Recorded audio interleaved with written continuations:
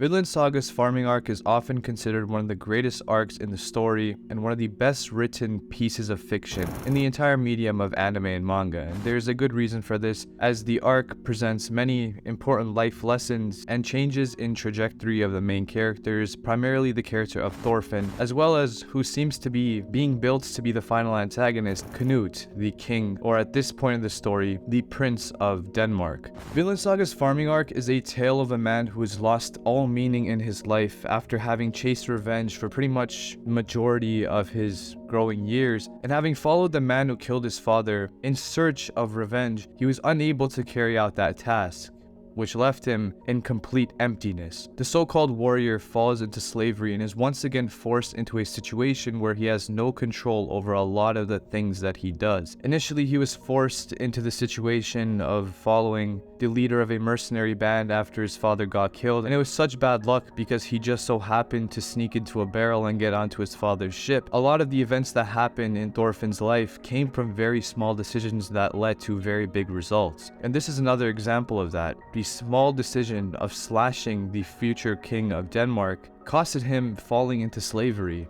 another thing that he really had no control over. But the beautiful thing is, these experiences that he has no control over present opportunities to better himself as a person and to change his life for the better, because after all, striving to be a warrior isn't really what it's made out to be. Based on the experiences of the characters in the story of Vinland Saga, it's a very realistic tale of death and violence, and it shows us that while this stuff is pretty cool to see, it's not really the true meaning of how one should live their life. Having now lost everything, this man is now faced with the option of letting the flow of time pass by him, or to be reborn and live a life away from violence. And as we know, he chooses the latter option, which ends up turning Vinland Saga from a typical Viking story into a masterclass piece of artwork on how to live a fulfilling life. The pivotal theme in Vinland Saga is that of peace. We see this with Vinland being the primary goal of Thorfinn after the prologue arc, and this really being his true fight, as said by Askeladd in his final moments. However, with this theme of peace comes a more subtle theme, and that is the idea of freedom, which is very quietly implemented into the story of Vinland Saga, not as explicitly as some other stories similar to it. And this idea of freedom is most recognizably in the protagonist Thorfinn, and possibly even in the character like Einar, who follows him around for a lot of the story. Thorfinn is a character who is pushed into life. He isn't really able to choose where he wants to go. While he could have changed his own trajectory, he was so obsessed over revenge that it really wasn't an option at the time. And it happens again here when he becomes a slave. He really didn't have an option, but he's forced into a situation that again ends up being quite the positive situation.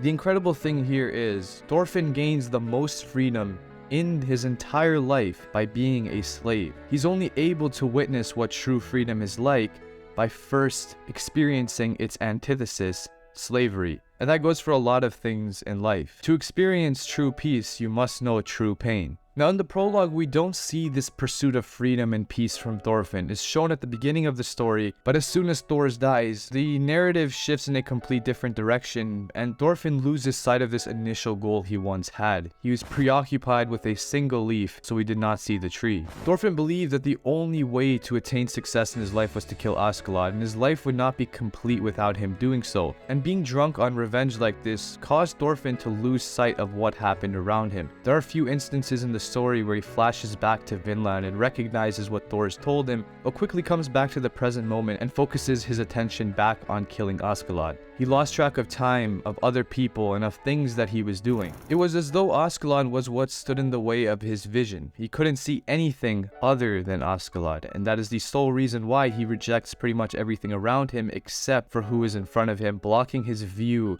of the true life that he was supposed to live from the beginning. Now when Askeladd is killed, this is where Thorfinn's world changes. For the first time in his life, he can truly see.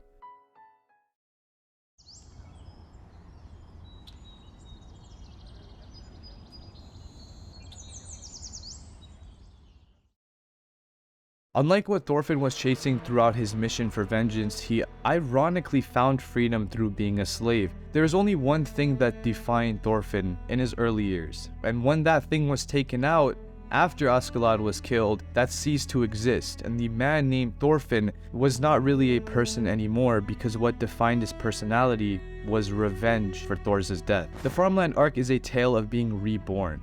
We follow this protagonist as he builds a new life for himself and gives a new meaning to the name Thorfinn. It's no longer about a specific task. Thorfinn is not only an idea of revenge. Thorfinn is now truly a person. He is truly born for the first time. This style of writing isn't necessarily development, though a lot of people tend to shift it in that direction, which sort of makes sense because I guess through a broader perspective it could be called that, but it's more so transformation. And becoming a new man is only possible when the old version of oneself is let go. And this is exactly the process that Thorfinn goes through being a slave. Without this arc, Thorfinn wouldn't be able to let go of his past. Without Askeladd's death, Thorfinn would not be able to let go of his past self and be reborn. As Sverkel said it best, being empty means anything can fit inside you. If you want to be reborn, empty's the best way to be. A farm is a perfect place for becoming a different person because there's almost nothing that can deter you from your true path. There's really nothing that can throw you into a life that you do not want to live, even though for most people, being a slave is kind of a life you wouldn't want to live. But the brilliant thing is Thorfinn and Einar take this opportunity that they've been given to transform their lives in a different way instead of complaining about the lives they've been given. There are certain distractions, I suppose, that Thorfinn indulges in. He occasionally lets out the punch, but at the end of the day, he sort of becomes a pacifist by the end of the arc, and that was kind of the whole point of this part of the story. This idea of becoming a different person is also very well elaborated on in the Vagabond Farmland arc, which is probably my favorite or second favorite arc in all of manga, and I made an entire video on it a while back. 正気の人間がこの世のどこにいるのだ。皆同じだ。誰もが等しく愛することを知らぬのであろうが。生の意味を知らず、死の意味を知らず、己の戦う意味さえも知らぬ。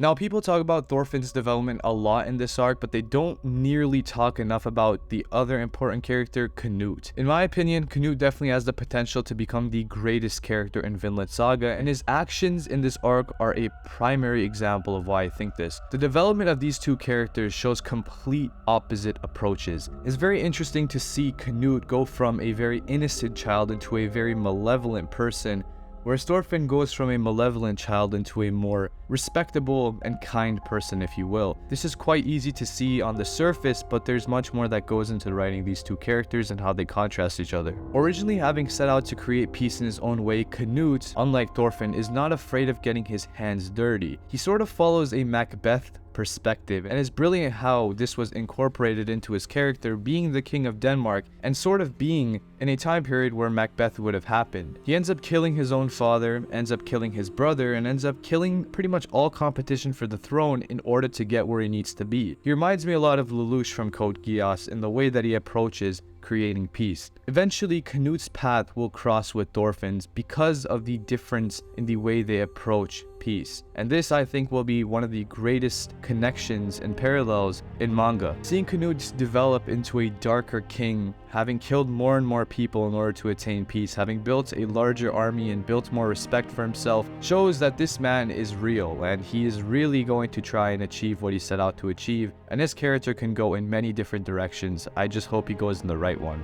There are a lot of aspects to the Vinland Saga farming arc that I've not talked about in this video that I would like to elaborate on, but I won't as much as I have with Thorfinn and Canute, who are the highlights of the arc. The entire Arnheid backstory is beautiful and really shows us different perspectives of slaves and where they come from, with Gardar and how he went out, with Snake and how he sort of represents Thorfinn from the past and the way he approaches rage, and the way that he turns down the offer to simply live on the farm in a peaceful way. Some of these side characters are just incredible and great additions to an already phenomenal arc. In my honest opinion, this Vinland Saga farming arc, despite how slow it may be to some people, is possibly my favorite arc in anime at this moment. Maybe second or third, but it's right up there with a lot of the other great ones. If you enjoyed this video, I think you'll also like the Vagabond farming arc video, but I appreciate you sticking around, and that's it for me.